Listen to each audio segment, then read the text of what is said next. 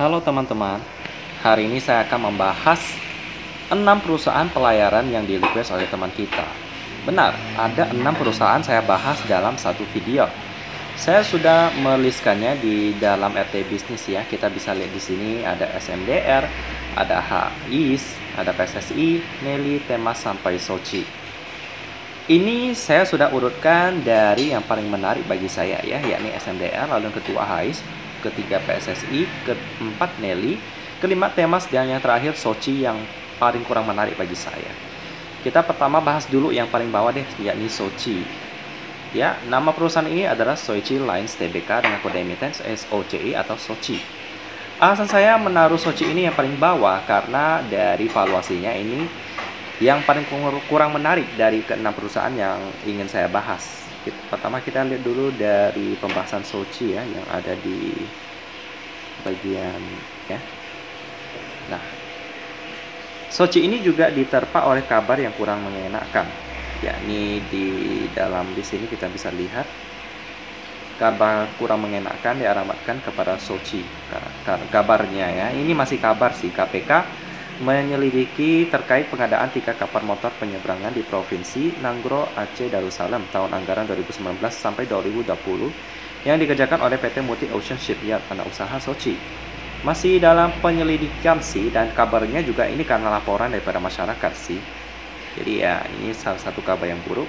Kita kenalan dulu dengan Soci ini. Mereka memulai bisnis sebagai subkontraktor minyak dan gas pada tahun 1970.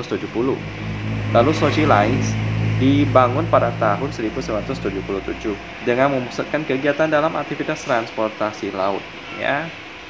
Nah, itu sekilas tentang sejarah daripada Soci ini. Dan untuk armada mereka ada beberapa diantaranya armada tanker.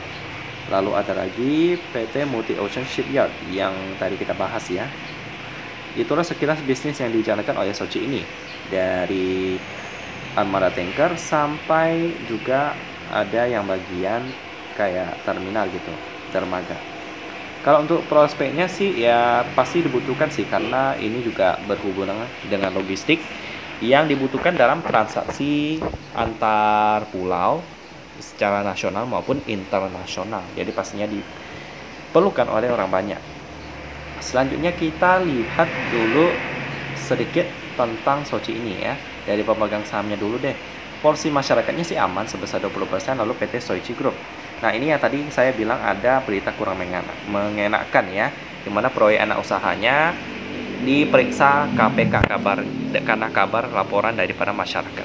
Nggak tahu sih perkembangan kasusnya gimana, karena nggak ada berita lebih lanjut ya. Tapi kalau udah ada berita kayak gini sih sebaiknya dihindari dulu ya. Jadi Soichi ini juga pas banget PR-nya dan valuasinya juga kurang menarik. Jadi ya nggak terlalu sayang sih kalau dilewatkan dulu untuk sekarang.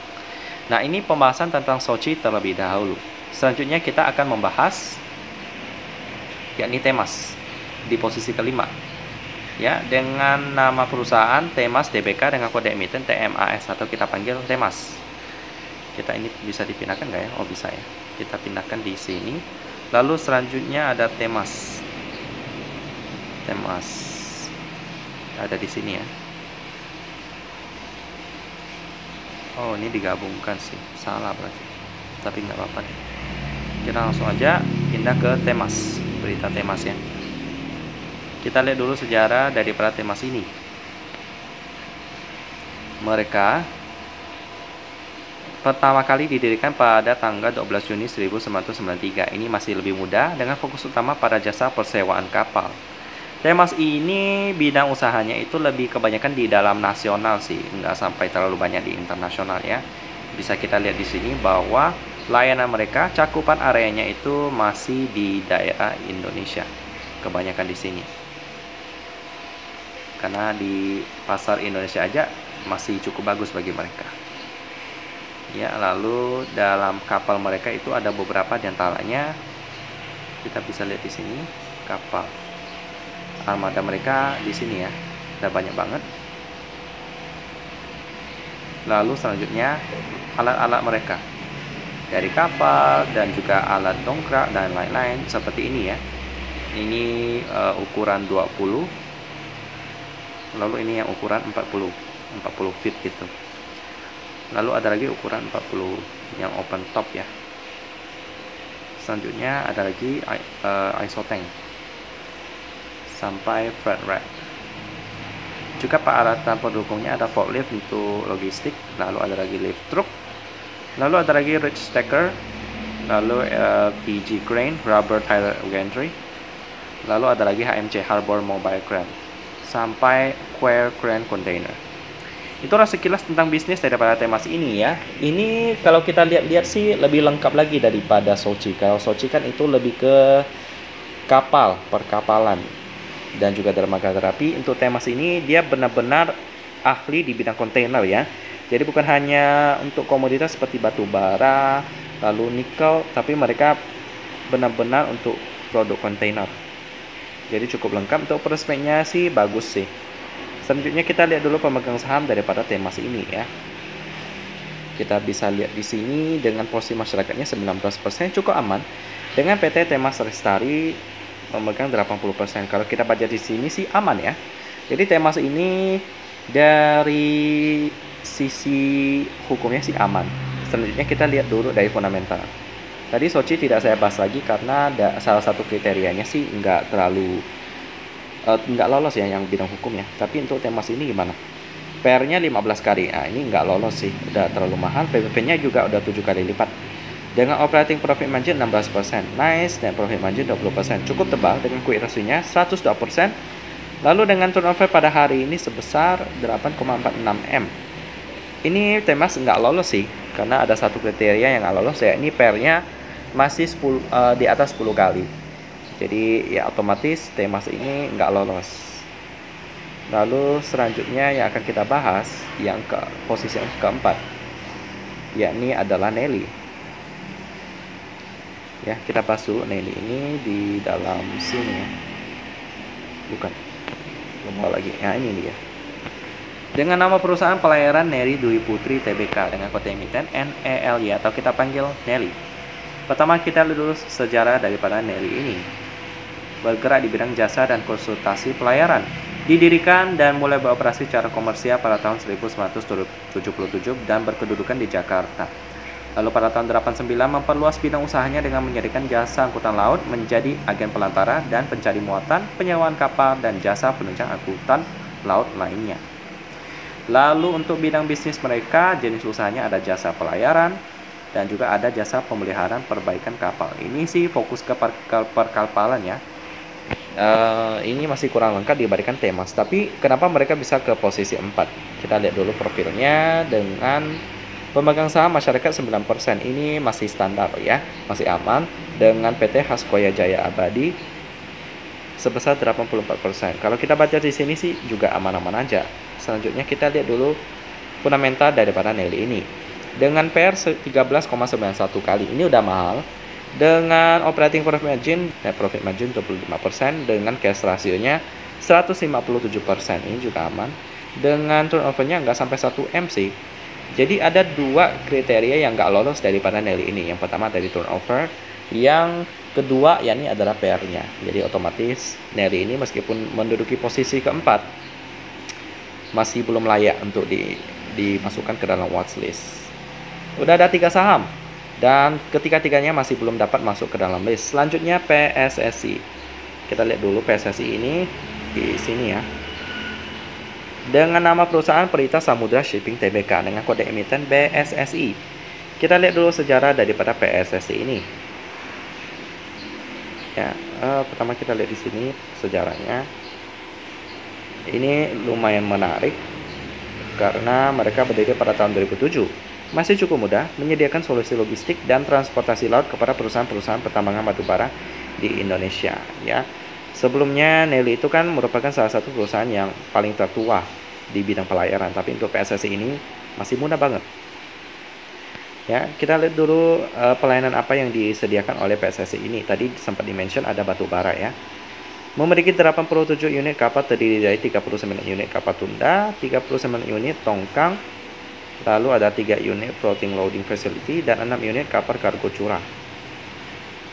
Untuk operasi bisnisnya mengangkut batu bara dari area pertambangan menuju laut lepas, lalu kemudian dimuat ke dalam kapal induk untuk didistribusikan ke mancanegara.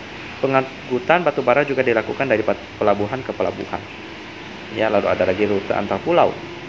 Jadi bagi teman-teman, dalam proses logistik batu bara itu kan ada kapal tongkang yang mungkin kapalnya itu kurang bagus ya kalau untuk perjalanan laut, tapi mereka bagus untuk dalam bidang logistik dari pertambangan ke laut lepas. Jadi nanti kapal induk yang fasilitasnya lebih banyak itu dipakai untuk pengantaran sampai ke tujuan. Lalu ada kantor pusat dan gudang. Ini memang mereka fokus ke bidang batu bara sih kalau kita lihat di sini ya. Dari bidang peralatannya dan juga bisnisnya. Kalau kita lihat ya prospek bisnis daripada PSSI ini sebenarnya harus melakukan diversifikasi. Jadi bukan hanya berharap dari bidang batu bara, tetapi harus juga siap-siap kalau misalnya suatu saat batu bara ini harus dipensiunkan. Ya, tapi saya percaya sih manajemen daripada PSSI ini juga pasti sudah memperhitungkan tersebut. Jadi untuk kabar kedepannya sih kita tunggu aja. Karena memang batu bara masih perlu waktu yang cukup lama sampai mereka dipensiunkan. Jadi masih harus bekerja dalam bidang batu bara. Untuk prospeknya sih untuk beberapa puluh tahun ke depan sih masih aman untuk PSSI ini. Selanjutnya kita lihat pemegang saham daripada PSSI dengan porsi masyarakatnya sebesar 11%. Lalu PT Indo Prima Marine sebesar 43% ya. Kita lihat dulu sedikit berita tentang mereka dan juga aman-aman aja ya. Selanjutnya kita lihat fundamental daripada PSSI. Kebetulan mereka sudah update sampai kuartal pertama tahun 2022 dengan operating profitnya lebih kecil daripada net profit, which is not very nice. Dengan PER-nya, nah ini yang bagus, 7,1 kali. Lalu dengan operating profit margin 29%, nice. Net profit margin 36%, nice. Dengan cash ratio-nya 125%. Udah 3 kriteria yang lolos. Lalu bagaimana dengan turnover-nya? Lolos ya, 11 miliar rupiah. Jadi mendapatkan posisi ketiga dalam versus ini, dan inilah saham pertama yang masuk ke dalam list ya. 3 besar ini memang udah bisa masuk deh. Selanjutnya yang posisi kedua yakni HISE ya. Kita lihat dulu beritanya di sebelah sini dengan nama perusahaan Hasnur International Shipping Tbk dengan kode emiten HAIS atau kita panggil HISE. Kita lihat dulu sejarah daripada HISE ini ya. Didirikan oleh sepasang suami istri. Perusahaan yang bergerak di bidang jasa pelayanan transportasi sungai dan laut serta logistik. Ya, didirikan pada tanggal 14 Desember 2009 sebagai anak usaha dari Hasnur Group, sebuah kelompok usaha nasional yang didirikan oleh Bapak Haji Abdul Samad Sulaiman HB dan Ibu Haji Nurhayati yang berbasis di Kalimantan Selatan. Lalu bisnis apa aja yang ditawarkan? Yakni yang pertama ada PT Hasnur International Shipping. Ya, didirikan 14 Desember 2009, bergerak di bidang usaha pelayanan transportasi komoditas melalui sungai dan laut, baik itu untuk pasar domestik maupun kawasan Asia. Nah, itu dia. Lalu selanjutnya ada bidang Hasnur Resort Terminal yang bergerak di bidang pengelolaan terminal dan fasilitas pelabuhan lainnya. Didirikan pada tanggal 9 Mei 2011. Selanjutnya yang terakhir yakni PT Hasnur Mitra Sarana. Ya, merupakan anak usaha dari PT Hasnur International Shipping Tbk yang bergerak di bidang bongkar muat. Didirikan pada tanggal 14 Desember 2009 juga. Untuk prospeknya sih ya bisa dibilang masih fokus ke batu bara sih ya, tapi udah ada tanda-tanda mau melakukan diversifikasi mirip-mirip dengan PSSI. Jadi ya seharusnya sih aman untuk beberapa puluh tahun ke depan. Selanjutnya kita lihat tentang pemegang sahamnya. Porsi masyarakatnya 20%, dengan PT Nur International Samudra 40%. Kalau kita baca di sini sih juga aman-aman aja pemegang sahamnya. Selanjutnya ya di posisi kedua HISE memiliki fundamental yang tentunya bagus dengan operating profit lebih besar daripada net profit. Berarti untuk pelayanannya bagus dengan PER-nya 5,78 kali. Ini bagus banget. Ya, lalu dengan operating profit margin 16% aman, dengan net profit margin 15% juga aman, dengan cash ratio-nya 362%, cukup melimpah, dengan turnover 4,1 M. Ini HISE ini hampir masuk ke dalam PER premium saya ya, cuman karena masih kurang, so saya skip dulu untuk HISE ini. Tapi kalau untuk watchlist dengan PER 10 kali, ini sangat layak, sampai mereka mendapatkan posisi kedua untuk saham perkapalan versus video pada kali ini. Ya, dan juga merupakan saham kedua yang masuk ke dalam list pada video kali ini. Lalu yang terakhir kita akan melihat di salah satu Satu-satunya dari ke-16 ini yang masuk ke dalam watchlist premium saya, yakni SMDR ya. Hari ini minusnya cukup parah sih, karena memang udah naik banyak banget dari arah sampai naik 10%, lalu hari ini minus 4,9% ya. Sayang sekali sih, saya baru masuk juga udah kena minus, jadi cukup sakit, tapi nggak apa-apa karena saya lebih lihat fundamentalnya sih, jadi aman-aman aja. Kita lihat dulu Samudra Indonesia Tbk dengan kode emiten SMDR ini. Dimulai dari sejarahnya terlebih dahulu. Ya, tentang mereka, perusahaan pelayaran dan logistik atau integrasi dengan konektivitas global. Ini sih udah bisa melakukan ekspor juga ya di ini ya. Dan juga untuk cabang bisnisnya itu juga udah banyak banget. Ada shipping dan juga untuk ada ports juga, logistik juga ada, service juga ada, shipyard juga ada, properti juga ada. Ya, ini sebenarnya kalau mau disandingkan sih mirip-mirip dengan Temas juga sih, bergerak di bidang kontainer dan fokus di sana. Berbeda dengan perusahaan lainnya, pelayaran seperti Nelly, PSSI yang bergerak di bidang batubara fokusnya. Tapi untuk SMDR ini mirip Temas, bergerak di bidang kontainer. Jadi untuk prospek bisnisnya sih mirip Temas ya, aman, dibutuhkan oleh orang banyak. Selanjutnya kita lihat dulu pemegang sahamnya ya. Pemegang saham publik 27% dengan PT Samudra Indonesia Tangguh sebesar 57%. Kita baca di sini juga aman-aman aja. Selanjutnya kita lihat fundamental SMDR yang menjadi juara satu. Operating profitnya lebih besar daripada net profit, which is nice, dengan PR-nya 2,6 kali. Nice, dengan operating profit margin 36%, dengan net profit margin 23%, aman ya, dengan cash ratio-nya 108%, lalu turnover pada hari ini nggak usah ditanyakan lagi deh, udah mencapai 97,5 miliar rupiah, cukup liquid. Jadi itulah sekilas pembahasan saya tentang 6 perusahaan pelayaran yang sudah saya urutkan di sini ya. Jadi juara pertamanya SMDR, ini masuk ke dalam watchlist premium saya dengan PR 5 kali. Lalu ada lagi 2 saham yang lolos, yakni HICE dan PSSI. Ini mereka masuk ke dalam watchlist standar sih, dengan PR-nya 10 kali ke bawah. Lalu sisanya sih Nelly, Temas, dan Soci nggak lolos ya, karena nggak lolos 4 kriteria saya.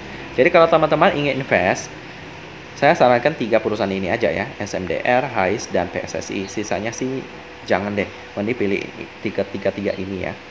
Jadi itulah demikian pembahasan tentang saham-saham pelayaran yang sudah di-request oleh teman kita ya, yang dapat 3 nominasi terbaik. Dan kita ketemu lagi di video selanjutnya.